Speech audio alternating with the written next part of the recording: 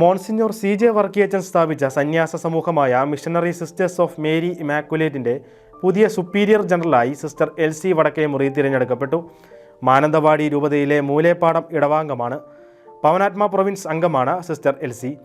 9 വർഷം പാവനാത്മ പ്രൊവിൻഷ്യൽ സുപ്പീരിയറും 3 വർഷം കൗൺസിലറുമായി സേവനം അനുഷ്ഠിച്ചിട്ടുള്ള സിസ്റ്റർ വടക്കേമുറി അവിരായുടെയും റോസമ്മയുടെയും 6 മക്കളിൽ 3ാമത്തെ ആളാണ്. സിസ്റ്റർ ഡിൽസി മാത്യു ആണ് വികാർ ജനറൽ. കൗൺസിലേഴ്സായി sister Theres Kuttikkattukunnel, sister Rose Varakil, sister Deepa Jose എന്നിവർ തിരഞ്ഞെടുക്കപ്പെട്ടു.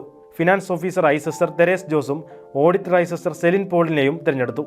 കുളത്തുവയലിലെ MSMA ജനറേറ്റിൽ നടന്ന ജനറൽ സിനാക്സിസിലാണ് പുതിയ ഭരണസമിതി തിരഞ്ഞെടുക്കപ്പെട്ടത്.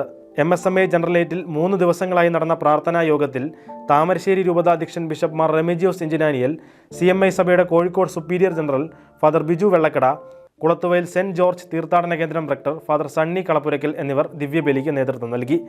കപ്പുച്ചിൻ സഭയുടെ പാവനാത്മ പ്രൊവിൻസിൻ്റെ പ്രൊവിൻഷ്യൽ ഫാദർ സന്തോഷ് കരിങ്ങട ക്ലാസിന് നേതൃത്വം നൽകി.